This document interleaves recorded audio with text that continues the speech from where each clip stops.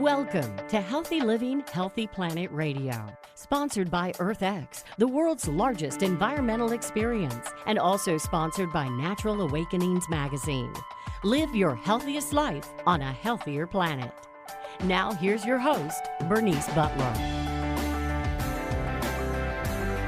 Welcome to Healthy Living, Healthy Planet Radio today.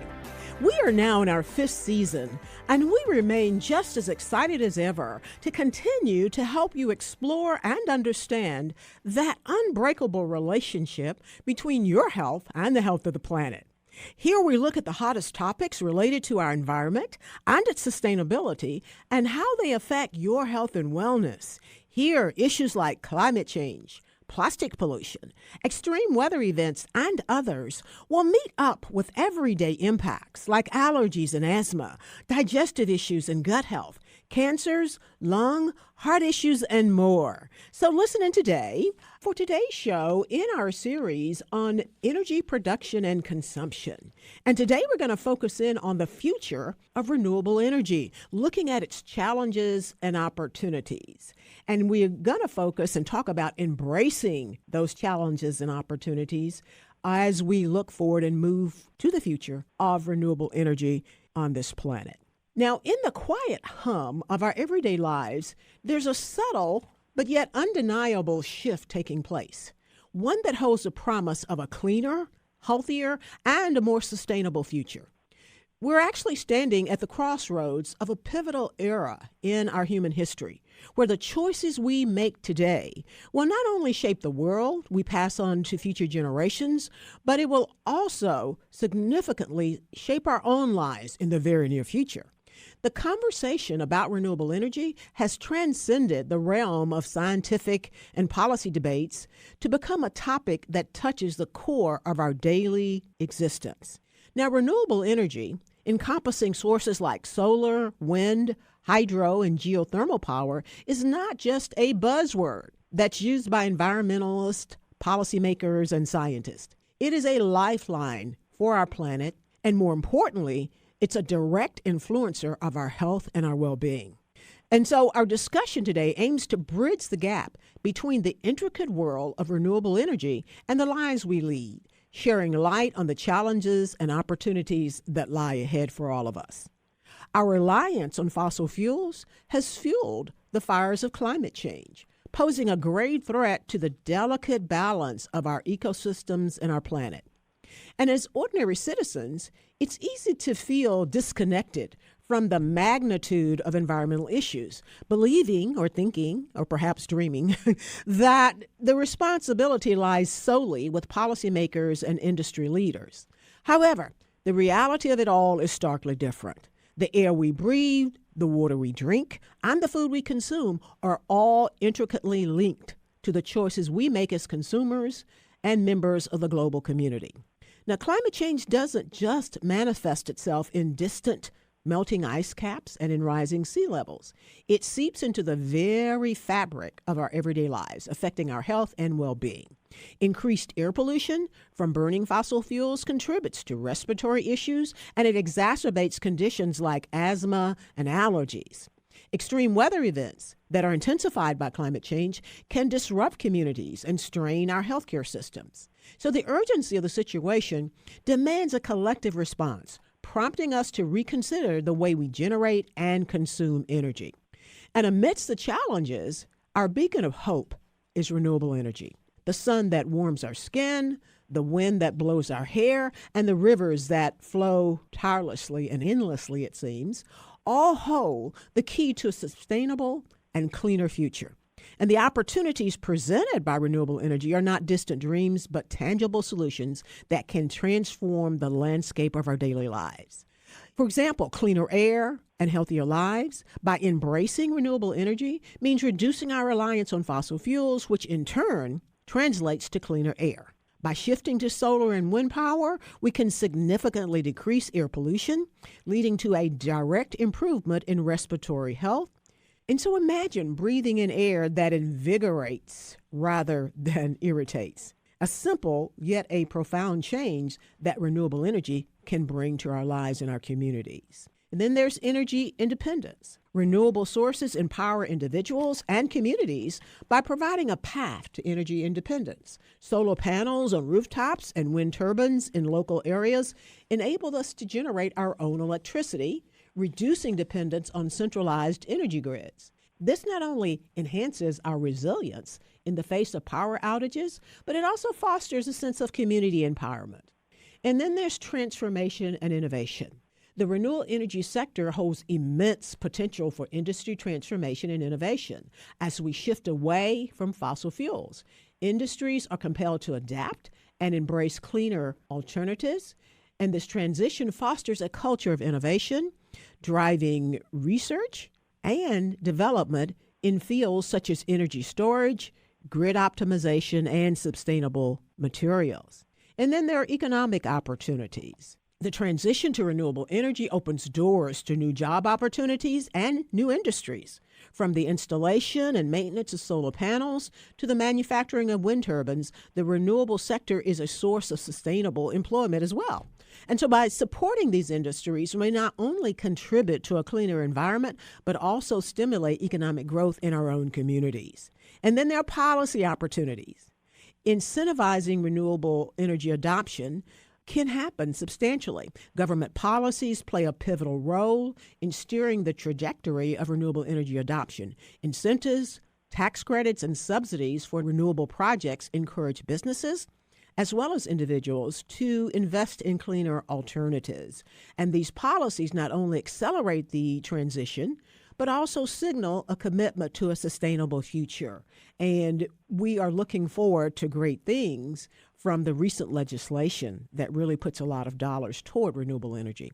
So the challenges are real, but so are the opportunities. And by embracing renewable energy, we not only safeguard the environment, but we also cultivate a healthier, more resilient lifestyle for ourselves and for generations to come. And the opportunities presented by renewable energy are not distant and they're not abstract.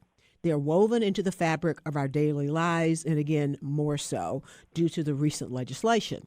As we navigate the landscape of renewable energy, we should recognize the profound impact, though, of our choices and the effect they have on the world that we live in.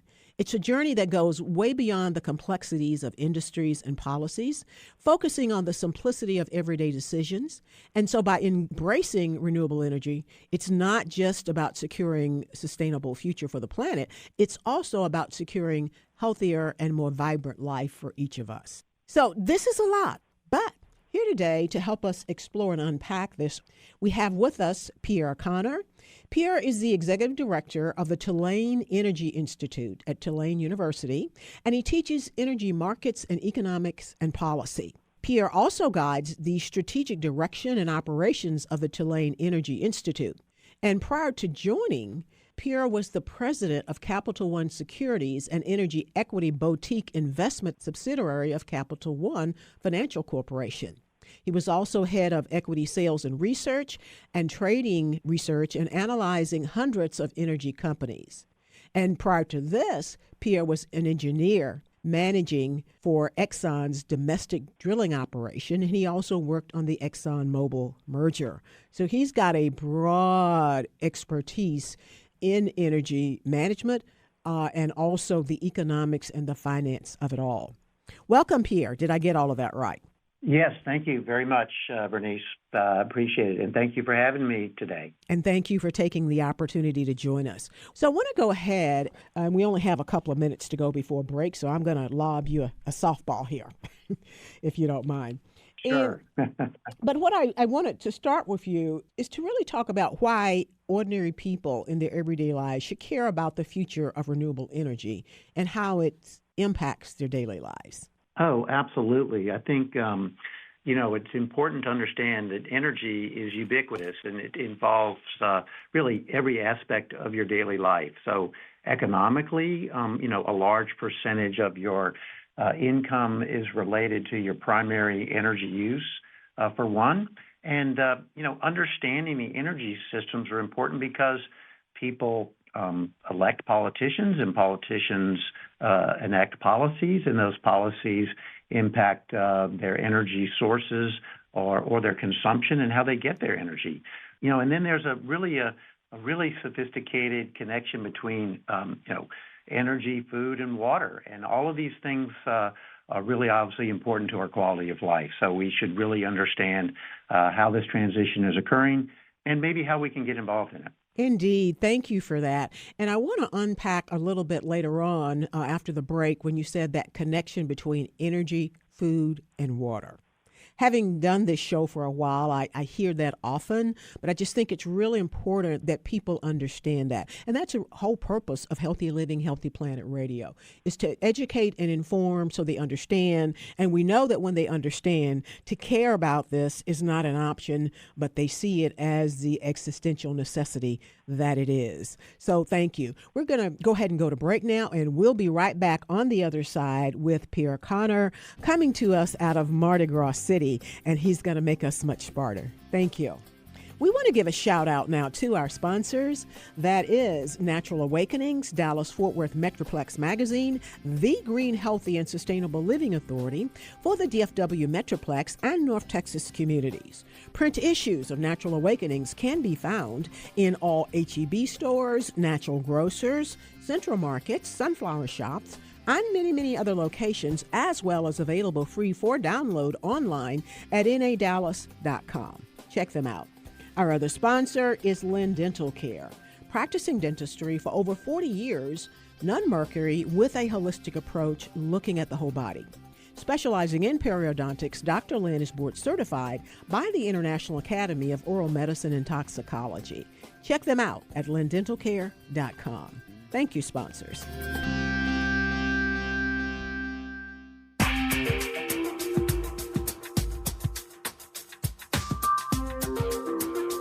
Welcome back to Healthy Living, Healthy Planet Radio today, to our show in our series on energy production and consumption. And today we're unpacking the future of renewable energy, looking at the challenges and the opportunities. And we are back with Pierre Connor, again out of Mardi Gras City, and he really is making us smarter. Now, Pierre, before the break, you had mentioned the interconnectedness of energy, food, and water. Can you go into that just a little bit more in terms of connecting a few dots for our listeners so they really grasp the importance of it? Because I don't think that if we went down the street and held a mic to people's mouth and asked them, what do you know about this, or do you believe there's an interconnection, they probably just would flip you off. Right. No, that's a great point. And of course, there's primary energy production for the quality of life and transportation uses and heating and cooling in a residential situation or in our commercial facilities as well. But there's a large component of energy which it does tie to this concept of implications to our food sources. Of course, the types of energy in terms of the emissions that are produced as well. But, for instance, I've heard it quipped that agriculture is the process of turning hydrocarbons into food. So, we spend a large amount of energy in the cultivation of food sources for the world. One thing to consider is that 50% of the world's food production comes from the use of synthetic fertilizers. So fertilizers produced with a large component of natural gas that is converted into ammonia and then ultimately into synthetic fertilizers. And it's obviously increased quality of life and access to food and reduced hunger around the world. That's not even considering the fact that the energy is used to process, to distribute, and to collect these food resources. So there's a tremendous connection there. Now, obviously, the water connection as well. For example, there's a lot of water processing done for food consumption, and then there's an interconnectedness with things like biofuels. We've heard a lot about that and the transition to, say, ethanol. And we know that that's a large consumer of water. So, we just need to be thoughtful about the entire circle of energy.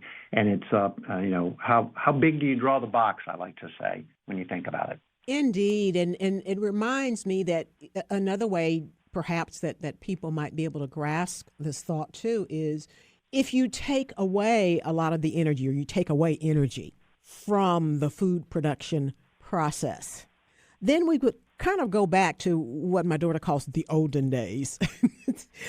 She means when I was young, but I mean horse and buggy. And if we were back there when we didn't have all the energy application to that agricultural process that we have now, and if we were doing that now, then what we'd be suffering from is inadequate food, because I think that all of this energy put into it has caused us to significantly increase food production so that indeed we could fuel and feed our modern world. Right. And there's so many components of the use of energy that improve our quality of life, obviously, right? And it's not, obviously access to sustainable and food, but also, healthcare as well, access to healthcare and medicines, and again, we benefit from access to energy on a regular basis in this country, and other countries are developing countries in particular, needing to get reliable energy sources. So we'll see increased quality of life as we increase the energy availability to the world's population. And there's one point that's it's very exciting to me, and when we look at increasing energy to the world's population, and the exciting thing is that we have an opportunity to do it right. Well, that's a great point, Bernice. And in your opening, you mentioned that we're at a pivotal time, and we are. And I can't overemphasize how important it is that we're all knowledgeable about the primary energy sources, the way we move energy around the world, and of course, how important it is that we think about how we consume energy. So this is a very important time as we make the transition to lower carbon sources of energy production, and that we are knowledgeable about the policies that are implemented, and are they right? And I mentioned earlier that my generation, my parents were driving me to have a vision and have a plan, and they used the old Yogi Berra quote of if you don't know where you're going, you'll end up somewhere else. And what I see today is I teach 19 to 22-year-olds, and they have a vision. They know what the world needs to look like, and in a prosperous world, we have a transition to low to zero carbon. But what I tell them is, unless you know where we are today, and you understand the pitfalls and the hurdles to make that transition, you can't chart the path to where you want to be. So education of this energy transition is so important right now. And the generation, you mentioned your daughter, and that's the group that will be making these decisions for the next several generations to come. Now, I want to talk about where we are some more, as you mentioned. Where are we in terms of the current percentages of renewable energy in use in both the U.S. and then globally, if you have some estimates? Yeah, no, that's a great point. So I think it does surprise people. A couple of interesting little factoids. A third of the energy produced and consumed in this country is coming from petroleum products right now. A little over a third, actually. And 90+% of transportation today comes from liquid petroleum, obviously gasoline and diesel and jet fuel. So while we might be influenced by the number of EV ads that we see at the Super Bowl, we're really only on a small percentage at the moment. The other thing is that nearly a third of the energy produced and consumed in this country comes from natural gas, and that's where does it go? Well, a third of that third is going into the production of electricity. Also, of course, there's a large component of natural gas use in industrial processes that keep our country humming and producing goods that are consumed here and elsewhere. On the coal side, and I'll get to your renewables, Bernice, which you're most interested in, we are still at about 10% of the energy produced in this country comes from coal sources. Most of that going into electricity generation at the moment. And then, where we are, solar power, which you mentioned at the outset, is interesting and gets a lot of discussion. But I think people would be surprised to learn that really less than 2% of the energy that we produce and consume in the country comes from solar power at the moment. Wind is maybe almost 4%. Hydropower, a little over 2%. So we are at a small, percentage, if you will, on a relative basis to the hydrocarbons currently. That's what we need to talk about, the transition. And that's where, I think we'll get into this, but a number of sources would predict there's a large amount of capital required.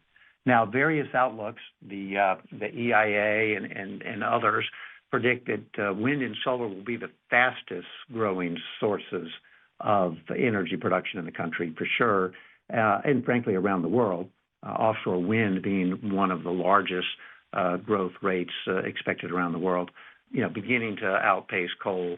But a significant amount of capital will be required to grow those percentages and replace predominantly fossil fuels. I didn't realize it was that minuscule, quite frankly. And maybe it's, because I do this work, I know about it and I talk about it a lot, but I just really thought it was more. But along that line, let's talk about, I guess, the users, because that lets us know maybe where the leverage is in terms of when I say users. Is it the consumer, what we as individuals are using for electricity, what we as individuals are using for our transportation? Is it industry? What are the biggest users or consumers of all that fossil fuel? That's a great point because there are many challenges associated with this transition, which we need to implement, of course, including the influx of the capital required to make the investments.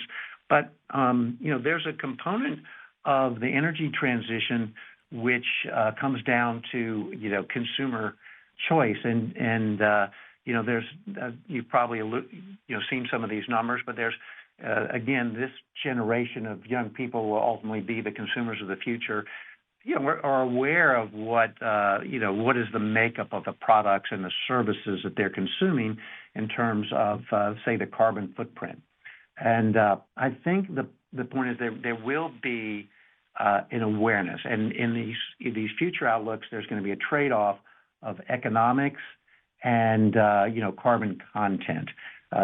Some analysis would indicate that people would say they want to buy low carbon content products and or services, but yet might only be willing to pay a small premium to do so. So let's take a look at where primary energy is consumed, not including our aforementioned, food consumption. Before you start that, because that's very important, let's put a pin in that. We're going to look at the primary sources of consumption, but we need to go to break. So let's go ahead and do that. And after the break, you'll tell us all about that, because I think that's very important. Thank you so much. We'll be right back on the other side with Pierre Connor with Tulane University. Thank you.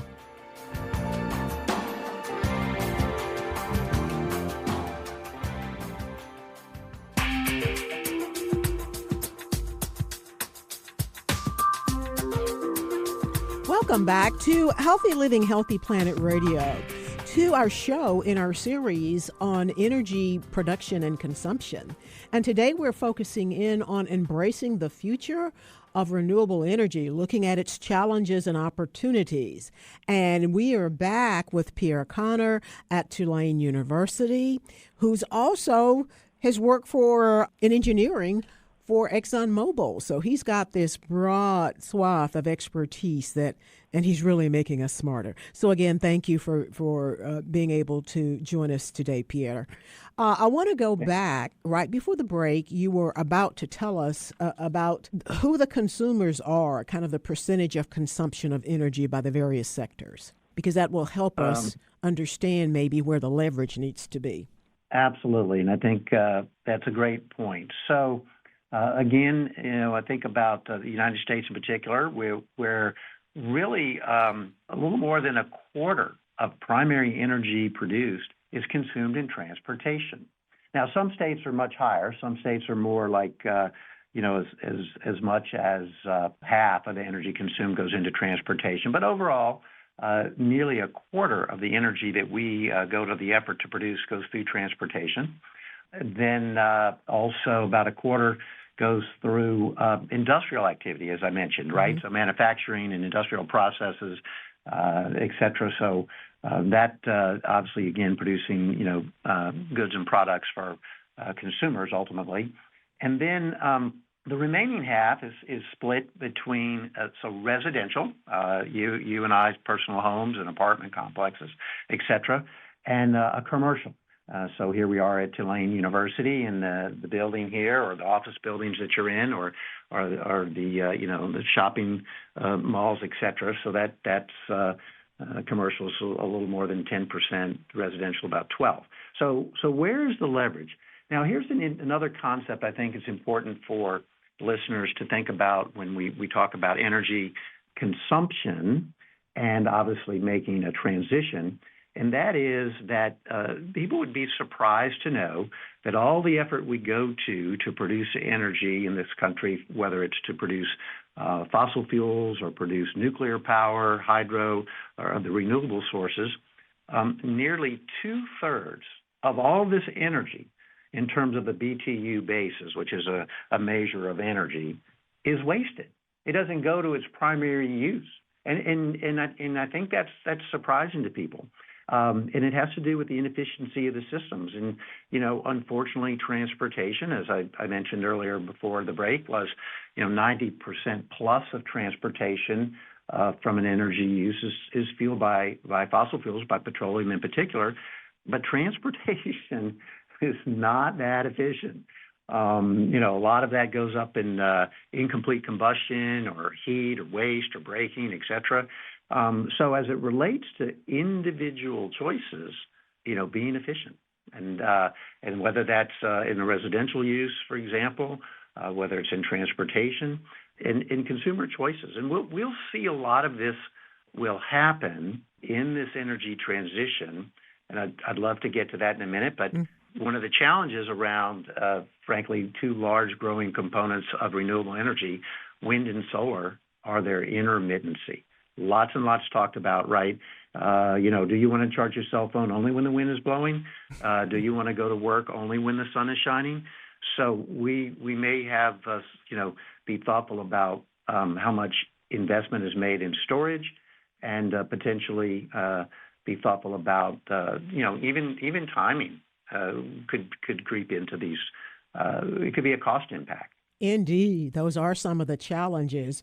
But I want to go back and put a fine point, because that was a surprise to me that 2/3 of all the energy produced is wasted. And I have heard that dropped once or twice, but not elaborated on as you have in our conversations on energy use and production. Because it makes me realize that almost equally with the conversation of transitioning to renewable energy needs to be conversation and admonition about efficient use of the energy that we are producing.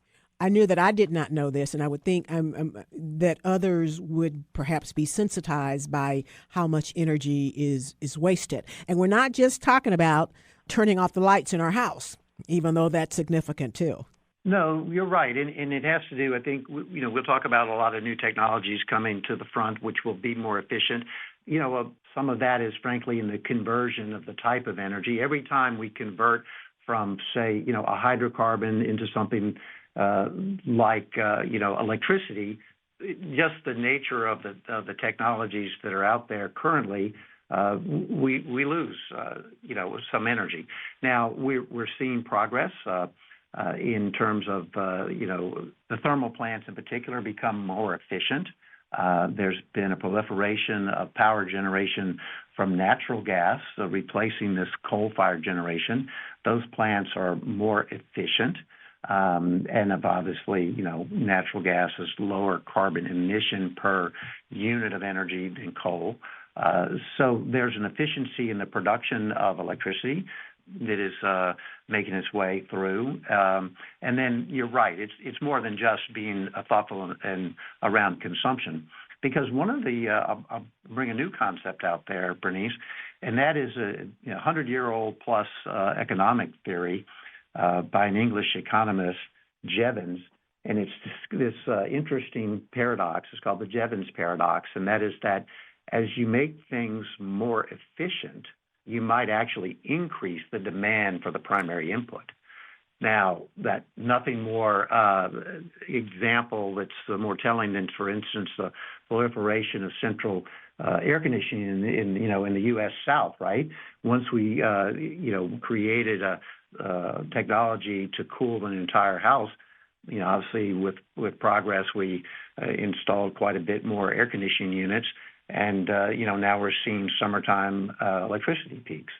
So efficiency is important, but I would say a lot of that could have impact through the industrial side or through electricity generation. And, as mentioned, obviously, efficiency in transportation as well. That brings to mind that maybe if we get EVs, electric vehicles, much more efficient, they'll be adopted more. That's what that policy says. No, EVs are a great study in the energy transition, right? So, and it also involves economics. It involves, frankly, parity and equity in this transition too. I think that's not to be lost. There's no doubt that one of the challenges is the amount of capital that's going to be required, right? So, one analysis, Bloomberg New Energy Finance, would say to get to net zero by 2050, we're talking about nearly $200 trillion, right? And, for context, let's say the gross domestic product of the entire planet is $90 trillion a year. And that's everything, not just energy. And so somebody's going to have to pay for that. So now tie it back to EVs. Currently EVs are more expensive. Is there a trend to, reduce the cost? So are we going to be able to get electrification of transportation into the system in an equitable way so that people that rely on transportation to get to work, potentially your lower income segments, are not burdened with having forced to be, pay up for electrification of their transportation system. So I think that's a component of the transportation transition we need to be thoughtful about. And I want to go back to something else you said, too, when you were kind of giving us those percentages of the consumption. You said 25% was transportation, approximately 25% industrial activities. Then approximately 50% is kind of residential and commercial power. I didn't realize that either. And that comes down to our individuals and our choices and a lot of the things that we do. And so I think it is important, again, that we come back with that. I know we say that all the time on the show, that individual choices matter, but there tends to be a sense out there among a lot of the public is that just, me turning off these little lights for a few hours is just not going to make a dent. And so I think that we have a lot of work, certainly, with that. We're going to need to go to break here in just a couple of minutes. But before we do that, Pierre, you can start us off kind of telling us what you feel are the most promising advancements in renewable energy today. Yeah, so there are lots of efforts underway, right? It's pretty important, and there's a lot of incentives to make the transition. And I'm a part of a National Science Foundation grant, NSF grant for this region, state of Louisiana, called Fuel. And there are lots of opportunities with workforce development, new technologies, and efforts to decarbonize industrial processes, too. Yeah, because that's going to go a long way, too, I think, in terms of the industrial processes. While this 50% is used by residential and commercial, industrial processes they seem to have a lot of leverage because you're dealing with bigger chunks. And maybe that's right. In some ways, maybe easier to address because they are, for instance, a single point source discharge from CO2. So if we get the technology associated with either reducing, decarbonizing, and, this is a topic, but I believe that, frankly, capturing and sequestering, those things can make big strides. Thank you so much, Pierre. We're going to go ahead and go to break right now, and we'll be back on the other side with Pierre Connor with Tulane University, and he is making us much smarter. Thank you, Pierre. We want to give a shout out now to our sponsors. That is Natural Awakenings, Dallas-Fort Worth Metroplex Magazine, the Green, Healthy, and Sustainable Living Authority for the DFW Metroplex and North Texas communities. Print issues of Natural Awakenings can be found in all H-E-B stores, natural grocers, central markets, sunflower shops, and many, many other locations, as well as available free for download online at nadallas.com. Check them out. Our other sponsor is Lynn Dental Care, practicing dentistry for over 40 years with a holistic approach, non-mercury, looking at the whole body. Specializing in periodontics, Dr. Lynn is board certified by the International Academy of Oral Medicine and Toxicology. Check them out at lindentalcare.com. Thank you, sponsors.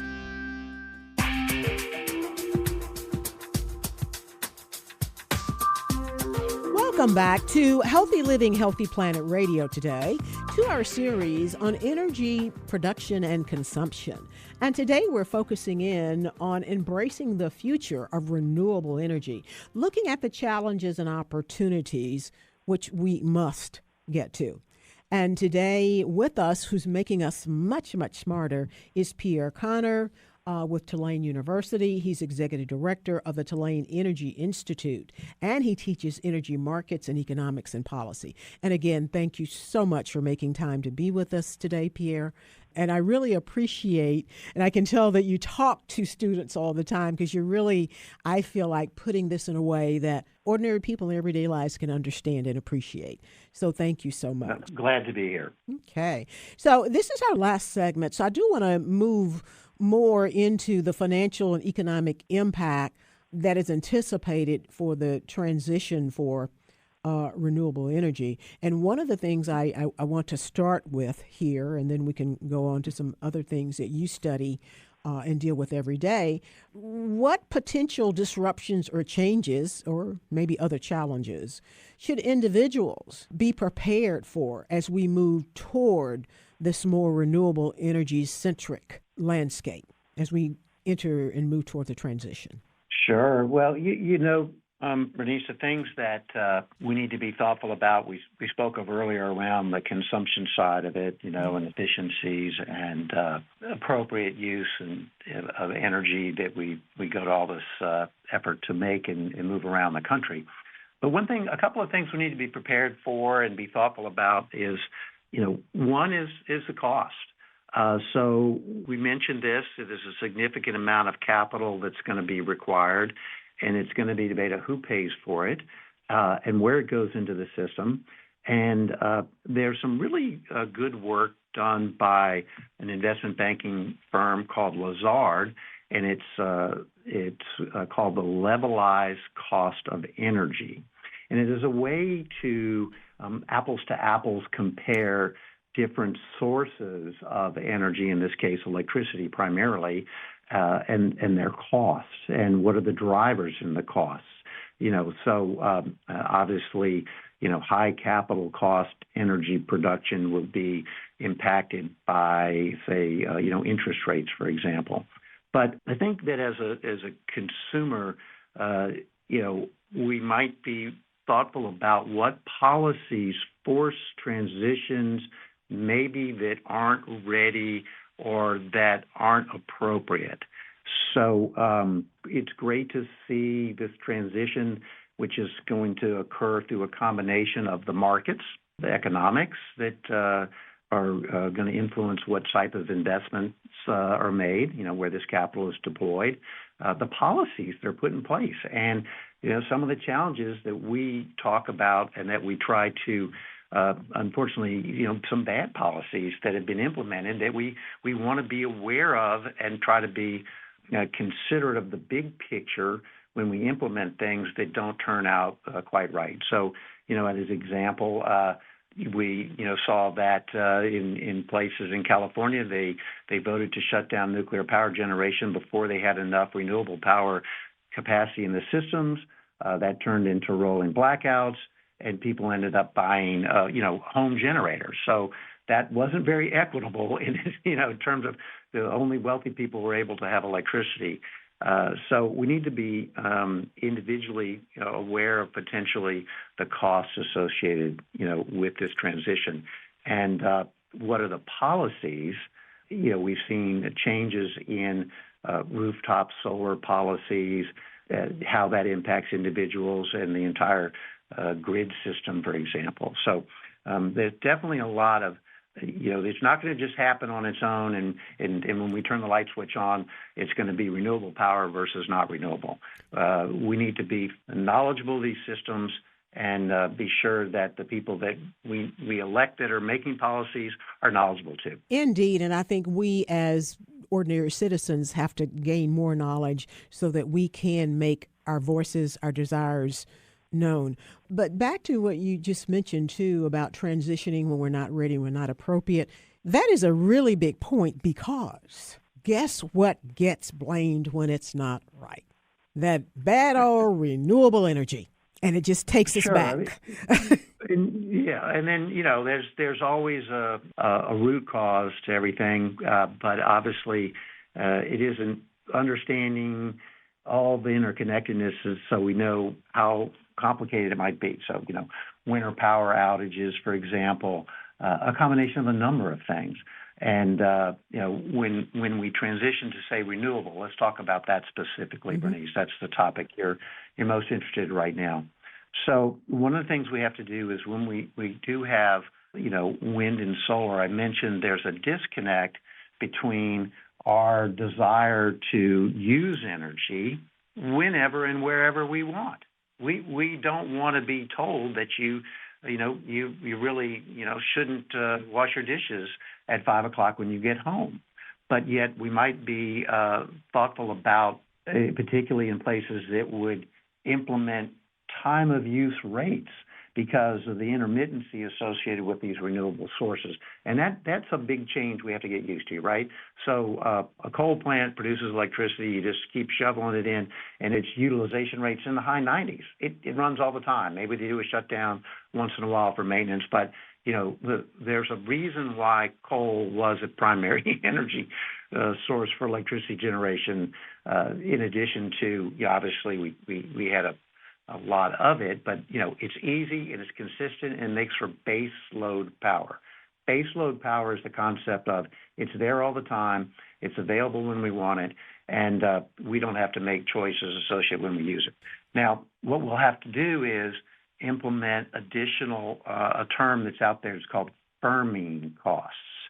So when we bring electricity from renewable sources of wind and solar, which we don't have control over when they're being generated, we have to add the cost to, quote, firm that power. That is to make it on an apples to apples with, say, a nuclear plant or a gas-fired generation or a coal-fired generation. Is that not about storage and batteries and things? It is. Now, those things they're not free. Right. And so they add to the cost. So firming is exactly that. It's battery storage, there's other sorts of energy storage, technologies out there which are interesting and can be explored. Frankly, mechanical storage methods and pump storage and another ways that we can shift the time of use of our energy. Again, coal and petroleum products can sit there until we're ready to use them, and it's created a tremendous quality of life for all of us. Indeed, but Pierre, we've known for a long time, and we've known, and you all, experts, researchers, scientists, have known for a long time that we are going to need to have to store or figure out a way to store wind and solar. Where are we in terms of making that happen and dealing with that issue? Well, we're seeing that some policies have been implemented that have created some tax incentives around storage, battery storage, for example. But that's short-term storage, we're going to call that, Bernice. Mm-hmm. Now, also there's some incentives around Hydrogen. So we have a new topic here, but hydrogen, remember, is not a primary energy source, but is a potential storage vehicle. Okay. And where we are on hydrogen is just at the beginning. There's a significant amount of technology, infrastructure that will be built and that will be implemented that hydrogen can be used as a long-term energy storage. The point being is when the wind is blowing at 2 a.m. and we're not, we don't have all of our industrial running and we don't have all the commercial running, potentially we produce green hydrogen. And then that can be stored potentially underground, for example, and distributed for use at a later time. So that one is early on, but all accounts and research would indicate quite promising to be a large market. Indeed, that's exciting. And we just have about 3 more minutes to go in the show. I'm going to ask you one thing, and then I'm going to let you tell us what concerns you most. And that is, though, what I want to talk about a little bit here is how does this transition, though, to renewable energy impact a lot of U.S. economies that currently derive a great deal of revenue from oil and gas industries, perhaps like your own? Like Louisiana or Texas, for that matter. Exactly. Right. No. Yeah. PwC would estimate that 28% of the GDP of the state of Louisiana comes from traditional hydrocarbon production and processing. We do a lot of hydrocarbon processing here, for example, in this state. So if we see a reduction or policies that reduce the demand for or the ability to use or carbon taxes, that would obviously have a negative impact on the employment associated with those sectors. What we have to be aware of, and through efforts like Future Use of Energy in Louisiana, the NSF grant that I alluded to, is to take advantage of the infrastructure that we have, the expertise that we've built up, and the location that we're blessed to have inherited, and get in front of this energy transition. So a little anecdote, the first well drilled out of sight of land was drilled offshore Louisiana in 1947. Today, more than a quarter of the world's oil production comes from offshore operations. So where was the expertise originated around offshore oil and gas production? The state of Louisiana. And now I think when an effort is underway that we see a dramatic growth in offshore wind. Offshore wind, Louisiana and Texas and others that have been involved in oil and gas, they want to be involved in transitioning the workforce. That's what's really cool about it is like, when I was in graduate school, they always told us this anecdote about why the railroads went out of business, because they didn't realize they were in the transportation business. And that has to be applicable to the oil and gas industry. They're in the energy. It doesn't have to be tied to oil and gas for sure. So we just have a minute to go. So I want you to talk to us about what you think is probably most important for folks to know or consider as it relates to this renewable energy transition. Well, again, back where I started, I think what's most important for people to know and think about is how complicated and interconnected these systems are, whether they're energy production, energy transmission and movement and pipelines and power lines, or whether it's energy consumption. And I just encourage people to read, study, and get good balanced view, to be honest. Let's make sure we understand what all the various systems are, what the economics are of this transition.